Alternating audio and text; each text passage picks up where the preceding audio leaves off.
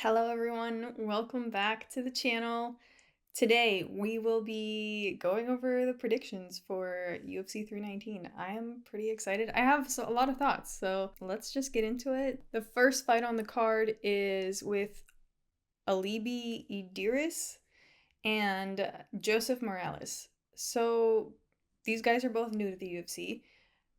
I have mostly seen fights from Alibi Idiris. It was really hard for me to find fights with Joseph Morales. But from what I've seen, Alibi Idiris seems like he's going to win.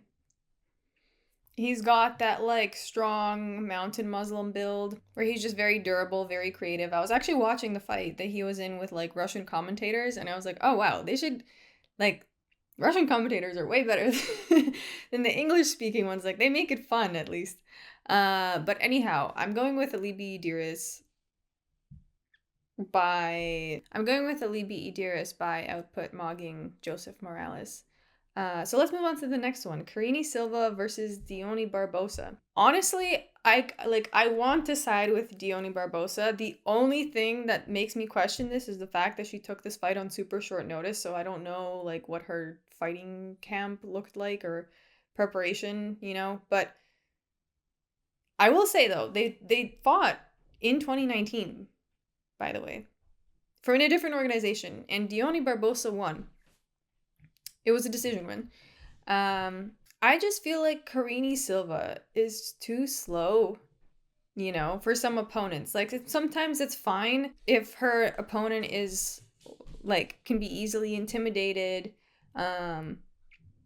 But she just kicks her legs up in slow motion. I just feel like it's not ideal, this sort of situation, when you're facing a black belt judoka who will definitely grab that one leg that you're shooting up into the air and take you down. Also, I don't know if you guys saw how Karine Silva looked on the ground against Viviane Araujo. I actually picked Viviane to win, and she did, which is crazy also, because she was the underdog, I believe. But that whole situation just wasn't ideal by any means. You know what I mean? Because people were already saying Viviane is not even a good fighter, so why is she holding down Karine Silva the way that she was? Again, against a black belt judoka like Dione Barbosa, this is not gonna be a good situation. So yeah, I think I'm even though Dione Barbosa took this by super short notice, I think I'm still going to go with her, but we shall see. I mean, I picked correctly last time, when Karine Silva was fighting, so I hope that I'm not totally wrong. Literally the only thing that's sus about this is the short notice situation. Anyhow, let's move on to the next one. Nursulton Ruziboev versus Bryan Battle. This is interesting, actually. I was initially leaning towards Bryan Battle before I looked too far into this fight, which is kind of how I felt about Andre Fili and that dude he just fought that I keep forgetting the name. The one from last week. You guys know the one. But yeah, I was initially picking against against Fili, and then I looked further into it and I was like, wait a second. Actually, no. And this is how I feel about this. I initially picked Bryan Battle, and I think a lot of that was also my prior traumatized self from Nursulton Ruziboev's fight with Joaquin Buckley. But then I was watching back a few of his other fights, and I realized that the culprit, I think, of that fucked up fight with Buckley was the fact that he fought at welterweight and all his other fights were at 185. So he looked kind of lankier and less solid on the feet than usual. And also, I mean, Buckley is just super high-paced, high-output guy. Ruziboev's not really like that. But neither is Bryan Battle. And another thing too, Bryan Battle can really try and grind his opponent down. He's got pretty good cardio, and he's pretty determined, but at the same time he's kind of sloppy, and this is something that I've just noticed in his fights is the takedowns, even when he gets them, they're kind of he just kind of takes himself down too in a not in the least effective way possible. It just feels like he's wasting a lot of energy because he's just not getting the timing right. Some things are just not aligning for him. And another thing too is like I'm not that worried for Ruziboev because he's only been KO'd once. He's only been submitted once. All of his losses are usually like decisions. And another thing too is like Bryan Battle's sloppiness in general can work sometimes against dudes that are not that experienced. Ruziboev has like over 40 professional fights on his resume. You know, I just feel like if the time comes when he's about to get taken down, he can just spread his legs, you know what I mean? And be totally fine because he's 6'5". Yeah, I just feel like this is going to be either a Ruziboev decision or he could even get a KO, honestly. I just don't feel like Bryan Battle is going to be able to grind Ruziboev down like he thinks he maybe could. Like it's tougher with these dudes that have so much experience. It really is. So yeah, Ruziboev by decision, maybe KO, but I'm leaning towards decision. Okay, let's go to the next one, guys. Edson Barboza versus Drakkar Klose. I'm gonna go with Edson Barboza, guys. Drakkar Klose gets way too flustered for a professional MMA fighter, in my opinion. Like, he'll be in these positions on the feet where he's like trying to react to his opponent, but instead of acting, it's just all in his head, which is like terrible because then he's just kind of standing there staring into the soul of his opponent, and his opponent is like, look, with the deer eyes, and his opponent is like, oh, okay, cool. This is where I get you. Yeah, he just has no answers a lot of the time, which is like terrifying, honestly, if you're trying to pick him. And another thing, Edson Barboza has a lot of experience. He's a bit older. He doesn't always, seize the moments, but he's pretty solid. Like, there's been times when I think I've picked him to win and he just like didn't fight. But at the same time, I don't think this is going to be an issue with Drakkar Klose. I think Edson Barboza being a little slower, like just being a little more cautious, isn't going to be an issue with Drakkar Klose, who just gives him that time to react. You know what I mean? So yeah, I'm going with Edson Barboza by decision. So let's move on to the next one, guys. Alexander Hernandez versus Chase Hooper.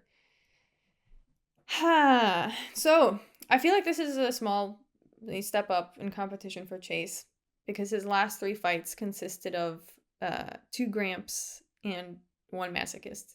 You guys know who's who. The thing, though, about Alexander Hernandez is he's one of these people that appears scarier than he actually is. The way he's built, he looks like he could and should be an excellent fighter, but he's, like, just good, Which leads me, like, just, to me, I'm just like, oh, so you're really good at sparring. Cool, that's where you excel. You're a good sparrer, but that doesn't really work too well in the octagon. Also, I just feel like, going to a split decision with Austin Hubbard isn't the best look. It's just not the best look, Again, it's almost as if he's sparring rather than, actually in there for the kill. Like, I'm just not sensing that killer instinct in Alexander Hernandez that would make me worry for an opponent like Chase Hooper, because Chase Hooper is still pretty young and, like, he does make mistakes, which so far has been okay for him because hasn't faced anyone like that dangerous. In his winning fights, at least, I know he fought Chris Garcia. Is that his name?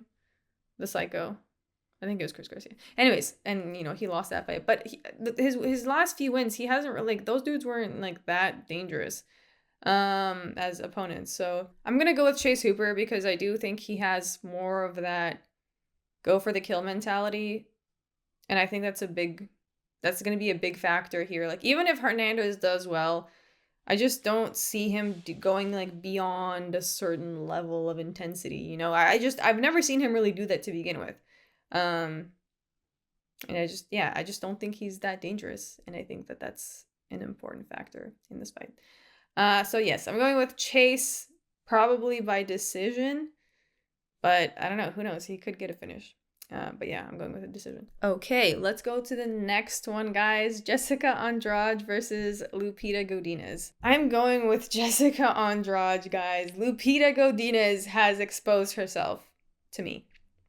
She is unfortunately one of these people that looks like they have potential. Like she's demonstrated, like sometimes, like she has fought in these moments where I've been like, oh, that was a really good move. Oh, she has the ability, but then she like doesn't. She doesn't like, she doesn't do anything. She has the ability, but then, got nerfed by her fight IQ. Unfortunately, she just has like negative fight IQ. I don't know what it is. Like I don't know what it is. It's so unfortunate because I feel like she could have been such a good fighter, but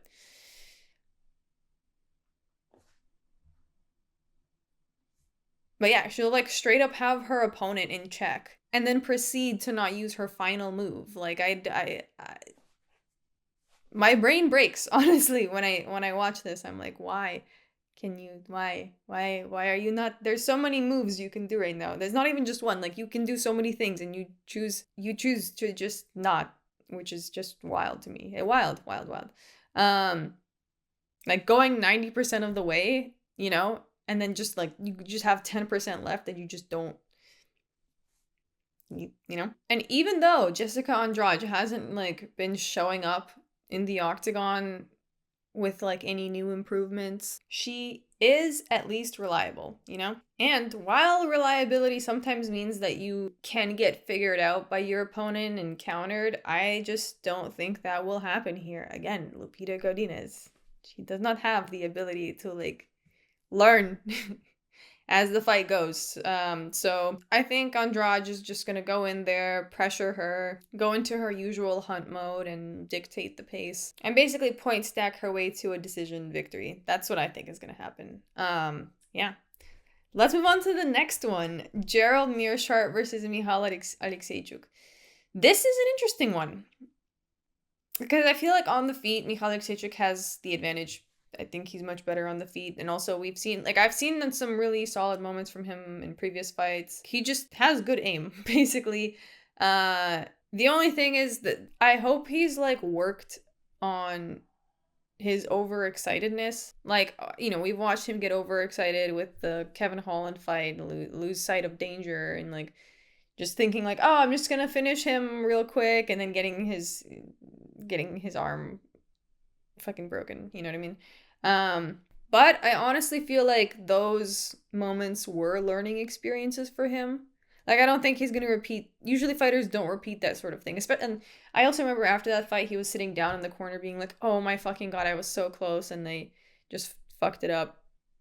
So I don't think he's going to do anything like that again, Like, it'd be really sad to see Michal doing really well, dropping Gerald, and then just getting fucking pretzeled. I really hope we're not going to see that, and I don't think we will. Also, Gerald usually has a pretty slow start in the beginning, and I think that really benefits Michal Oleksiejczuk, especially on the feet. And another thing, too, is he is with the Fighting Nerds. I don't know how long he's been with them. I feel like that seems to be a recent development, but I think we're going to see a new and improved version of him. I think he was already good. He just had some like holes in his technique, So yeah, I'm actually going to pick Michal by KO. I think he's going to KO Gerald Meerschaert pretty early on. And yeah, the only way I see him really losing is just like being like completely fucking careless, which I don't think he's going to do. I don't think so. I think this is going to be his I think finally he's going to get his moment in this fight, Okay, let's move on to the next one. King Green versus Diego Ferreira. Diego Ferreira is actually solid. And honestly, it's been downhill for Bobby Green ever since he changed his name. Like, maybe some of you feel that this is a trivial point, but I think it's so important. I think it like completely, I mean, he was already like not, he wasn't really like climbing anywhere, but I feel like this really just sent him on a downwards trajectory.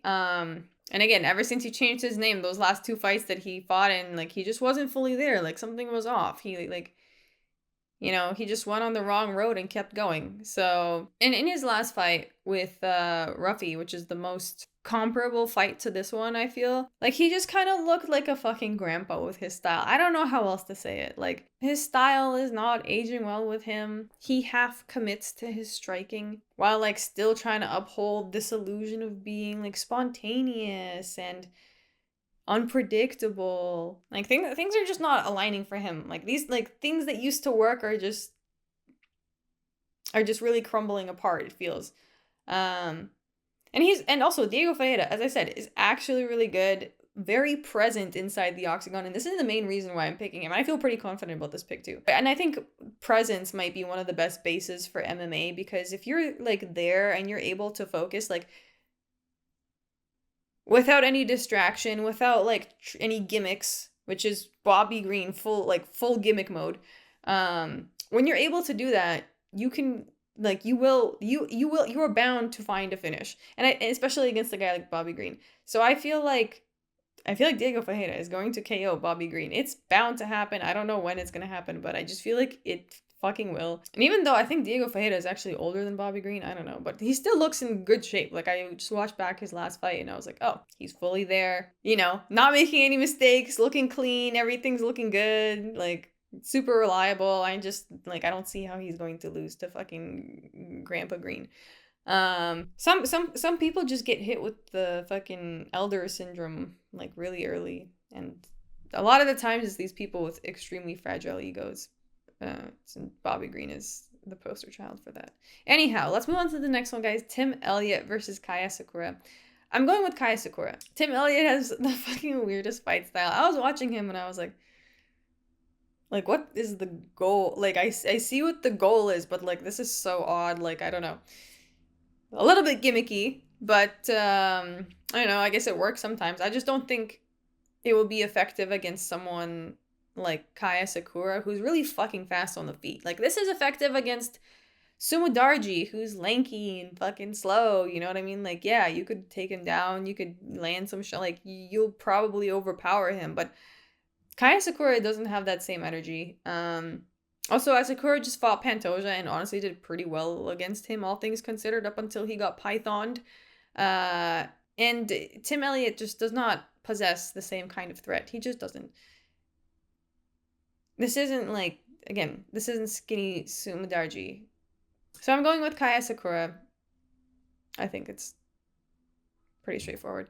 So let's move on to the next one. Jared Cannonier versus Michael Venom Page. I'm picking MVP, guys. Come on. I feel like Jared Cannonier should have retired some time ago, but he's still fighting. I get it. Like, he's trying to get the fucking paycheck. I just feel like Jared Cannonier, isn't improving at this point in his career. Again, it feels like he's really close to retirement. And I just feel like this fight is going to go kind of how MVP's fight with Shota Magomedov went. Like, he's just going to dance around him until he gets the win. And I just feel like Jared Cannonier is at the point in his life where he's just not trying to fucking dance around with MVP, you know what I mean? Like, I just don't think that he, has that in him right now. Like, I just think he's gonna get outpointed, honestly. Jared Cannonier is just not down for these games. And I know I know he's gotten some wins recently, but I don't think this is gonna be the same situation. I really don't. I think he's just gonna be a few steps behind the whole time. And yeah.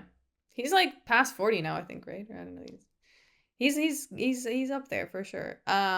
Anyways, I'm going with MVP by decision, guys. But I could also see him getting a KO, to be honest. But I think the decision makes more sense. I literally just see him dancing around Jared Cannonier for 15 minutes straight and just fucking with his head. You know what I mean? So, okay, let's move on to the next one, guys. Geoff Neal versus Carlos Prates. I am picking Carlos Prates. I feel truly that if Carlos Prates wasn't spooked by Ian Gary's fucking leg kicks, he could have won that fight. Or he could have at least done way more. Okay? Because something I've come to realize is that these body kicks are just so brutal sometimes, honestly. And no wonder that really pushes some fighters back from their opponents when they're just getting fucking kicked a whole bunch because it's kind of hard to deal with sometimes. And that's kind of the vibe that I got from Carlos Prates in their fight. Like, Carlos Prates just didn't really fight as much as he could have. And it just seems like that's because of the fucking leg kicks. And which, by the way, Geoff Neal kind of handled a little better. Like, he still kept pushing forward despite the leg kicks in his fight with Ian Garry. But yes, luckily this is not going to be a problem here. Geoff Neal, first of all, is much smaller than Carlos Prates. And his legs are quite short. He doesn't aggressively kick the body every 15 seconds.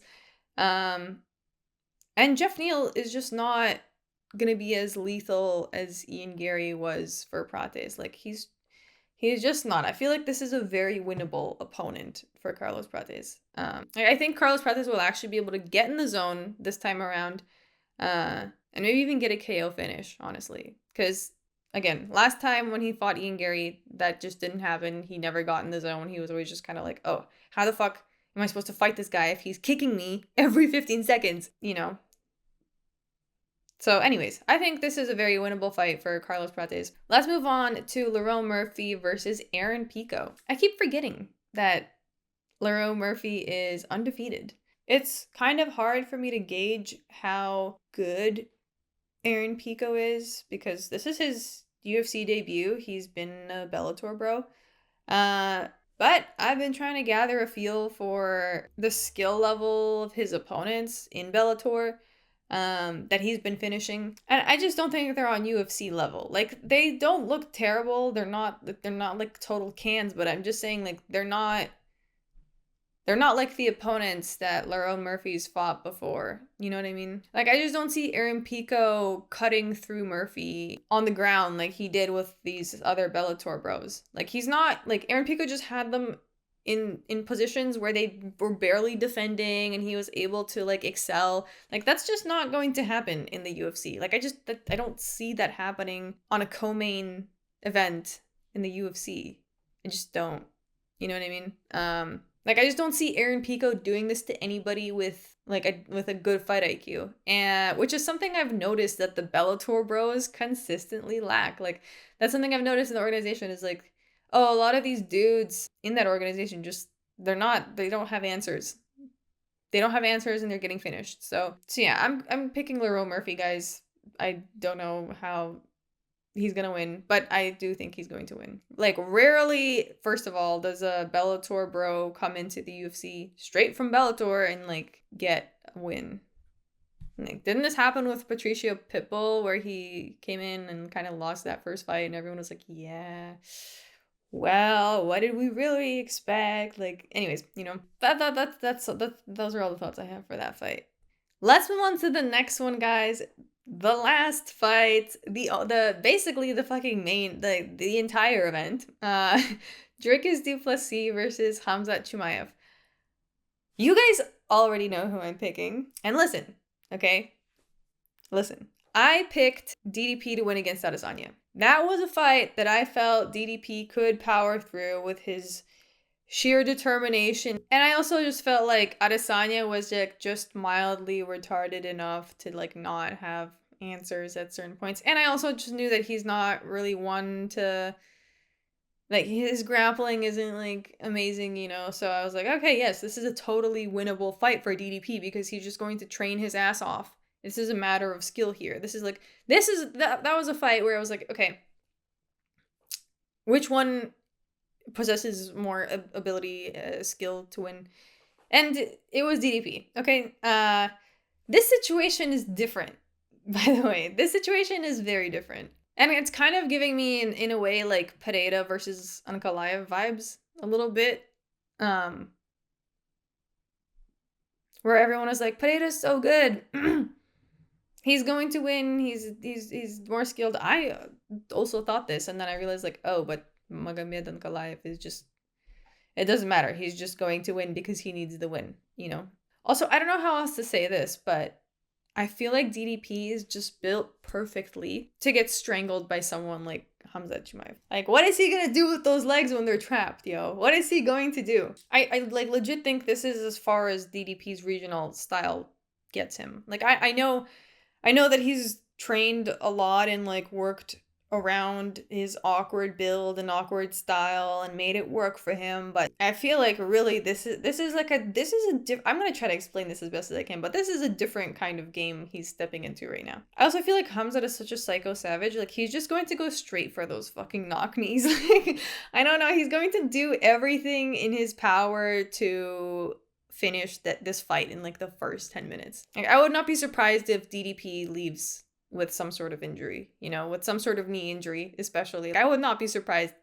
Like, that shit does not look stable. And I feel like Khamzat is totally aware of his weaknesses, DDP's weaknesses, like both of their strengths. Like, he's going to capitalize off of anything that he can. Also, like, DDP, like, is not going to be controlling Khamzat on the ground the same way that he was with Adesanya. Like, I was watching the fight with Adesanya, I'm like, oh no, this is not happening to Khamzat. Khamzat is not crumbling like Adesanya did on the ground. And again, all that being said, I understand that Drickus has like proven to be pretty adaptable. Again, he's found a way to get his awkwardness to like work in his favor. And it is possible, that he does end up surviving that initial heat from Chimaev after like the first 2 rounds, which is probably going to be most of the pain, I guess. But I also feel like Khamzat is just not going to let that happen. Like, he's just not going to let it happen. And it just seems to me that Khamzat cannot afford to lose.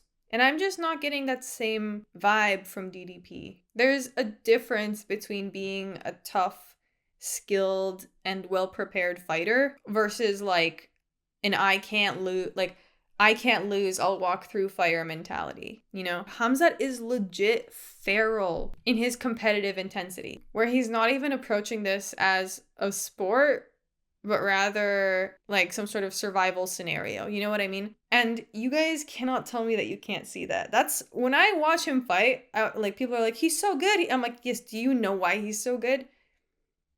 It's because he's fucking fighting for all the marbles in there right now. Like,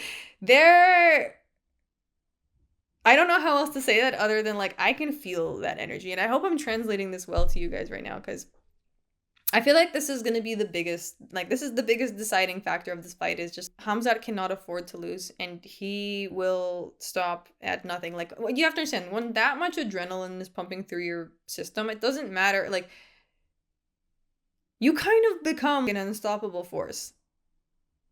And it's kind of impossible to prepare for this unless you really understand it. And I don't know that Drickus really fully understands it. Like, I'm sure he's preparing for, like, take that. Like, he's preparing for all these possible situations, but he's not preparing for getting fucking mangled. You know what I mean? Like, he's just not preparing for that kind of energy. And I feel like you just don't really understand that until you either fight someone like that, or you find yourself in a scenario like that in real life. Like, I can understand this shit. I've seen it, like, and I've also seen it on screen. I'm sure you guys can also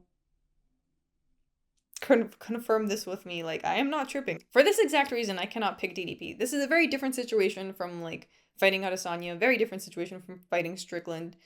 You're fighting a legit psycho, or maybe even if he's not, like, you're fighting someone who you're not fighting someone who's in there to like get a win over you. You're fighting someone who's in there to fucking survive. And humans are pretty capable when they go into survival mode. And I just don't think that, like, I've seen Drickus go into that mode. A lot of fighters don't go into that mode.